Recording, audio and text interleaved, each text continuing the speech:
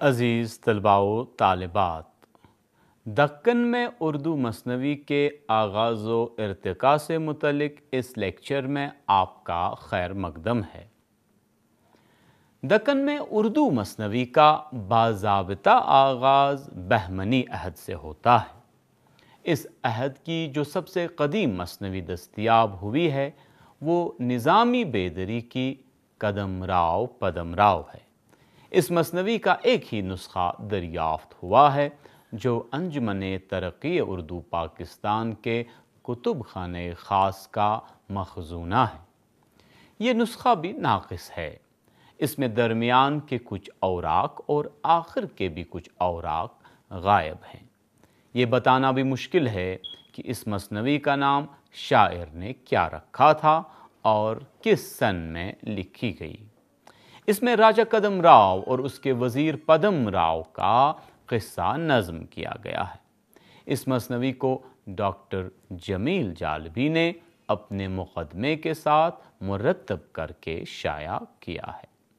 مثنوی قدم راؤ پدم راؤ نہ صرف اردو کی پہلی مثنوی ہونے کے اعتبار سے درجہ امتیاز رکھتی ہے، بلکہ اس لحاظ سے بھی اہم ہے کہ اس کے مطالعے سے اس دور کے لوگوں کے رسم و رواج، تہذیب و معاشرت، اخلاق و عادات، خیالات و تصورات، توہمات و اعتقادات پر بھی روشنی پڑتی ہے۔ اس مثنوی کی فضا خالصتاً ہندوستانی ہے۔ مصنف کے طرز فکر و احساس پر ہندوستانی رنگ غالب ہے۔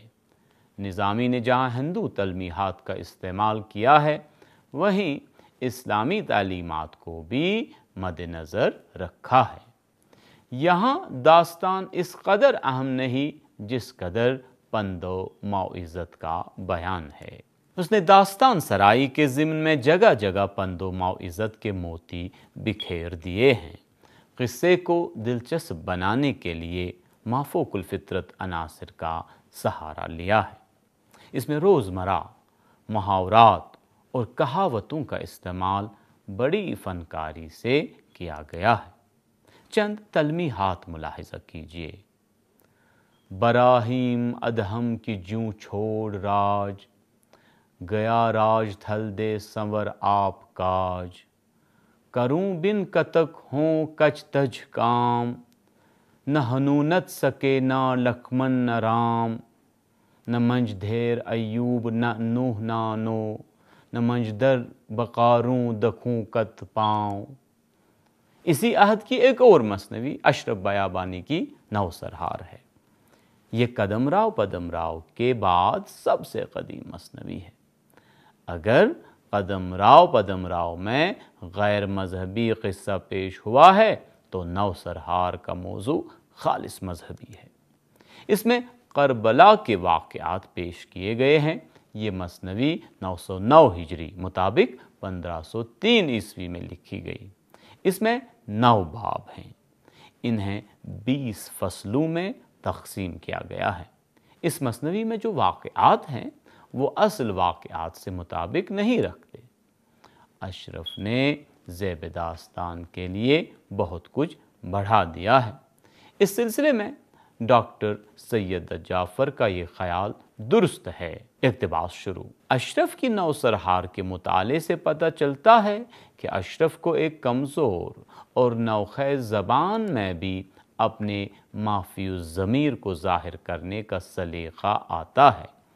بات کہنے کا ڈھنگ اور مختلف جذبات و خیالات کی ترسیل کا انداز اس حقیقت کا ترجمان ہے کہ اشرف بیابانی اپنے عہد کے اچھے شاعر تھے۔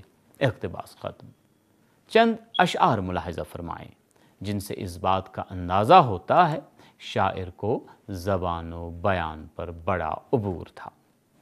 عنبر گرجا لرزے بھیں، جانو قیامت ہوویں، سورج دوکھوں پکڑے تاب، چاند گئے نت چھر چھر آپ، دو نگر بکسے سو کے گھاٹ پتھر، ترکے سینہ پھاٹ، پھولوں باڈی کملائے، سیوتی چینا جوئی جائے، پون پر ہوا حکم خدا، روتے رہے ترلوک صدا۔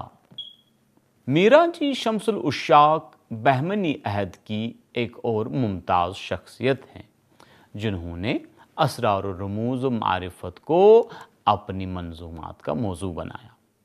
خوش نامہ، خوش نغز، شہادت الحقیقت، مغز مرغوب اور چہار شہادت جیسی کتابوں میں تصوف اور معرفت کے مختلف مسائل قرآن و حدیث کی روشنی میں سمجھائے گئے ہیں۔ یہ منظومات مثنوی کی حیت میں ہیں بھی۔ خوش نامہ میں ایک لڑکی سے خطاب ہے جس کا نام خوش یا خوشنودی ہے۔ یہ لڑکی ہمیشہ خدا کی یاد میں کھوئی رہتی ہے، اس کا دل دنیا کے عیش و عشرت میں نہیں لگتا۔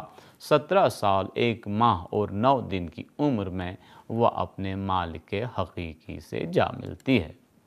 ایسی نیک سیرت لڑکی کا بے وقت مر جانا تعجب کی بات ہے، لیکن میران جی شمس العشاق جواب دیتے ہیں کہ یہ سب اللہ کی مرضی ہے، انہوں نے اس کی وفات سے اخلاقی نتائج اخذ کیے ہیں۔ خوش نغز میں 72 اشعار اور 9 ابواب ہے۔ ہر باب کے آغاز میں خوشی سوال کرتی ہے اور میران جی جواب دیتے ہیں۔ مثنوی شہادت الحقیقت میں تصوف کے عام مسائل سوال و جواب کے پیرائے میں نظم کیے گئے ہیں۔ اس میں 563 اشعار ہیں۔ مغز مرغوب میں 23 اشعار ہیں۔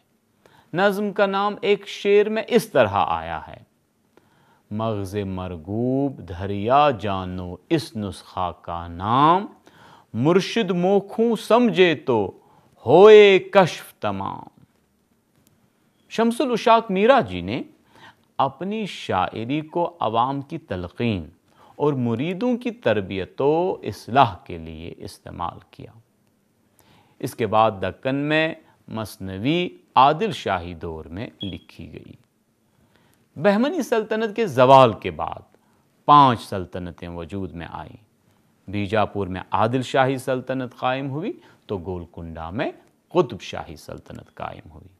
احمد نگر میں نظام شاہی، بیدر میں برید شاہی اور برار میں اماد شاہی سلطنتیں زیادہ دیر تک قائم نہ رہ سکیں۔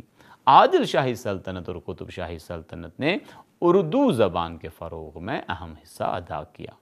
یہاں ہم عادل شاہی دور میں لکھی گئی مثنویوں کا جائزہ لینے کی کوشش کریں گے۔ دبستان بیجاپور کی اولین شعری کاوشوں میں برہان الدین جانم کی منظومات آتی ہیں۔ حضرت برہان الدین جانم میران جی شمس العشاق کے فرزند اور خلیفہ اور اپنے عہد کے ممتاز صوفی بزرگ تھے۔ انہوں نے اپنے والد کی روایات کو قائم رکھتے ہوئے دکنی میں تصنیف و تالیف کا سلسلہ جاری رکھا۔ نثر میں ان کی کتاب کلمۃ الحقائق کو دکنی نثر کا مستند نقش اولین سمجھا جاتا ہے۔ شاعری میں منفعت الایمان، وصیت الحادی، نسیم الکلام، حجت البقاء، بشارت الذکر اور ارشاد نامہ ان کی یادگار ہیں۔ ارشاد نامہ ان کی سب سے طویل مثنوی ہے جو 990 ہجری میں پائے تکمیل کو پہنچی۔ بقیہ مثنویاں مختصر سی ہیں۔ جانم کا مطمع نظر رشد و ہدایت اور پند و نصیحت تھا۔ انہوں نے یہ مثنویاں اپنے مریدوں اور معتقدوں کو تصوف کے نکات ذہن نشین کرانے کے لیے لکھی تھیں۔ ابراہیم نامہ ابراہیم عادل شاہ ثانی کے درباری شاعر عبدل کا شعری کارنامہ ہے۔ اس کا موضوع خود بادشاہ وقت ہے۔ اس میں اس نے ابراہیم عادل شاہی ثانی کے عہد کی معاشرتی زندگی کی جیتی جاگتی تصویریں پیش کی ہیں۔ دکن کے دیگر شعراء کی طرح اس کے نام اور حالات زندگی پر تاریکی کا پردہ پڑا ہوا ہے۔ البتہ اس کا تخلص عبدل مثنوی میں کئی جگہ آیا ہے۔ اس نے ابراہیم نامہ بادشاہ وقت کی فرمائش پر قلم بند کیا۔ بقول پروفیسر اشرف رفیع، اقتباس شروع۔ ابراہیم نامہ عادل شاہی دور کی پہلی ادبی مثنوی ہے جس نے مثنوی نگاری کے لیے ایک معیار بنایا ہے، جس میں ادبی شان ہے۔ عبدل ہی وہ پہلا شاعر ہے جس نے عادل شاہی شاعروں کو ہندی اور فارسی کے خوبصورت امتزاج کی طرف توجہ دلائی۔ اقتباس ختم۔ دکنی کی قدیم مثنویوں میں محمد عاجز کی مثنویاں یوسف زلیخا اور لیلا مجنوں قابل ذکر ہیں۔ عاجز شیخ احمد گجراتی کے فرزند تھے، انہیں شاعری وراثت میں ملی تھی۔ انہوں نے اپنے والد کی طرح مشہور رومانی قصوں کو اپنی مثنویوں کا موضوع بنایا۔ دبستان بیجاپور کے شعراء میں حسن شوقی کا ذکر ضروری ہے۔ وہ ایک سیلانی شاعر تھا۔ وہ نظام شاہی سلطنت کے زوال کے بعد گولکنڈہ آیا اور اس کے بعد بیجاپور چلا گیا۔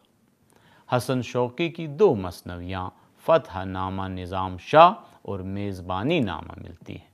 اس نے فتح نامہ نظام شاہ تالی کوٹا کی جنگ کی فتح کے موقع پر لکھی اور میزبانی نامہ نواب مظفر خان کی لڑکی سے سلطان محمد عادل شاہ کی شادی کے موقع پر لکھی۔ فتح نامہ نظام شاہ ایک رزمیہ مثنوی ہے۔ 1565 عیسوی میں ایک فیصلہ کن جنگ سلاطین دکن اور وجیا نگر کے حکمران رام راج کے درمیان ہوئی۔ شوقی ایک قادر الکلام شاعر ہیں۔ وہ مختلف واقعات کی کامیاب تصویر کشی پر قادر ہیں۔ جب فوجیں میدان جنگ کے لیے کوچ کرتی ہیں تو شوقی کہتا ہے: بہرے شہر و کشورتے غازی چلے، چغتے مغل ترک و تازی چلے، پس و پیش سیدے چلے تاولے، چپ و راست افغان رن باولے، طبل ٹھوک کرنائے زریں دماں، چلیا تند جیوں اژدہا دے دماں، چلیاں کوچ پر کوچ شاہ دکن، قبا 4 آہن زرہ پیرہن۔ مثنوی میں بڑی روانی، بلند آہنگی، للکار اور ایک جھنکار کا احساس ہوتا ہے۔ میزبانی نامہ ایک بہترین سماجی مثنوی ہے۔ یہ مثنوی 214 اشعار پر مشتمل ہے۔ اس میں سلطان محمد عادل شاہ کی نواب مظفر خان کی لڑکی سے شادی کا حال نظم کیا گیا ہے۔ اس میں نوعیت کا اہتمام، جشن کی رنگا رنگی، شادی کی دھوم دھام، محلات کی زیب و زینت، تقریبات کی خصوصیات اور اس دور کے رسم و رواج غیر سب کچھ بڑی فنکاری سے پیش کیا گیا ہے۔ اس کے مطالعے سے اس دور کی معاشرت کی ایک واضح تصویر نظروں کے سامنے گھوم جاتی ہے۔ بقول جمیل جالبی، اقتباس شروع۔ اس تصویر میں ہندو مسلم ثقافت کے وہ نقوش نظر آتے ہیں جو مغلیہ دور میں ملک گیر سطح پر اپنے عروج پر تھے۔ اقتباس ختم۔ علی عادل شاہ ثانی شاہی کے درباری شاعر نصرتی کی مثنویاں دکنی ادب میں بڑی اہمیت رکھتی ہیں۔ نصرتی بڑا پرگو اور قادر الکلام شاعر تھا۔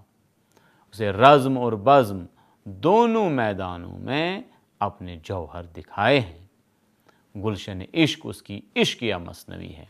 علی نامہ اور تاریخ اسکندری اس کی رزمیہ مثنویاں ہیں۔ ایک مثنوی نگار کی حیثیت سے اس کا مرتبہ بہت بلند ہے۔ اس نے 1067 ہجری میں مثنوی گلشن عشق لکھی۔ اس کا موضوع منوہر اور مد مالتی کے عشق کی داستان ہے۔ علی نامہ اس کی ایک رزمیہ مثنوی ہے جس کو بلا خوف تردید دکنی ادب کا شاہکار اور شاہ نامہ کہا جا سکتا ہے۔ اس میں علی عادل شاہ ثانی کے عہد کے سیاسی واقعات کی تفصیل ملتی ہے۔ اس عہد کی مختلف لڑائیوں اور فتوحات کا بیان ہے۔ اس سلسلے کی کڑی وہ 7 قصیدے بھی ہیں جو مثنوی میں شامل ہیں۔ نصرتی نے اس عہد کی تاریخ بڑی خوش اسلوبی سے قلم بند کرتی ہے۔ اس مثنوی میں معرکوں کا زور و شور، ہتھیاروں کی جھنکار، شاہی دربار کی شان و شوکت، دشمنوں کی سازشیں اور سپہ سالاروں کے کارہائے نمایاں کا بیان بھی ہے۔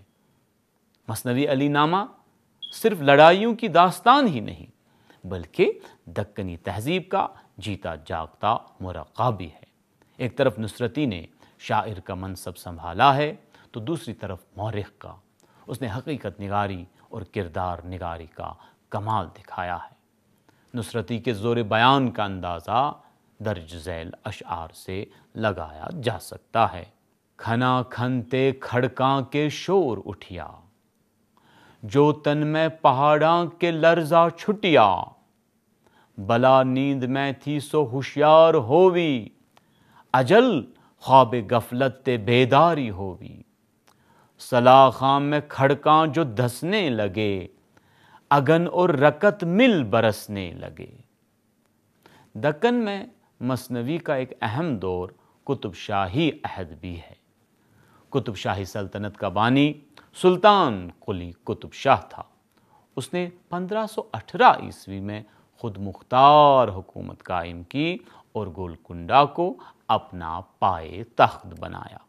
اس کے بعد یکے بعد دیگرے 8 حکمران آئے۔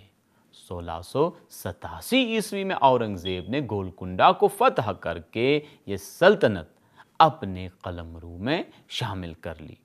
قطب شاہی سلطنت تقریباً 180 برس تک قائم رہی۔ قطب شاہی سلاطین نے دکنی زبان و ادب کی بڑی سرپرستی کی۔ گولکنڈہ کے چوتھے حکمران ابراہیم قطب شاہ کے عہد میں فیروز، محمود اور ملا خیالی جیسی اساتذہ دادے سخن دے رہے تھے۔ ان میں صرف فیروز کی ایک مثنوی پرت نامہ ملتی ہے جو 973 ہجری سے قابل لکھی گئی ہے۔ یہ مثنوی اس نے اپنے پیر و مرشد شیخ ابراہیم مخدوم کی مدح میں لکھی ہے۔ اس کی زبان بہت صاف ہے۔ اس نے قطب شاہی شاعری کی روایت بنانے میں اہم رول ادا کیا۔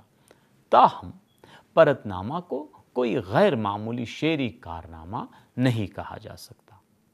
مثنوی یوسف زلیخا جو 1580 عیسوی اور 1584 عیسوی کے درمیانی عرصے میں لکھی گئی ہے، دبستان گولکنڈہ کی پہلی ادبی کاوش کہی جا سکتی ہے۔ احمد گجراتی محمد قلی قطب شاہ کے عہد کا شاعر ہے۔ وہ گجرات کا رہنے والا تھا۔ محمد قلی نے اسے خط لکھ کر گولکنڈہ مدعو کیا۔ گجراتی نے یہ مثنوی محمد قلی کے دربار میں پیش کی تھی۔ فنی اور ادبی اعتبار سے یوسف زلیخا ایک اہم مثنوی ہے۔ اس میں احمد نے سراپا نگاری، کردار نگاری، جذبات نگاری اور منظر نگاری کا حق ادا کر دیا ہے۔ اس میں عہد قلی قطب شاہ کی جیتی جاگتی تصویریں ملتی ہیں۔ اس نے مثنوی یوسف زلیخا میں اس عہد کی معاشرت کو منعکس کر دیا ہے۔ دبستان گولکنڈہ کی ایک اور اہم مثنوی قطب مشتری ہے جو 1018 ہجری مطابق 1609 عیسوی میں لکھی گئی۔ اس مثنوی کو وجہی نے صرف 12 دن میں مکمل کیا۔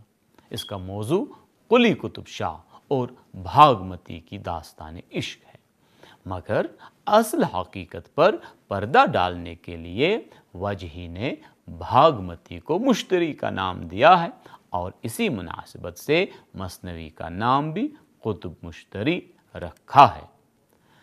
در شرح شعر گویت کے تحت وجہی نے جو شعر کہے ہیں وہ بڑے اہم ہیں۔ اس میں ان کے تنقیدی خیالات کا اظہار ہوا ہے۔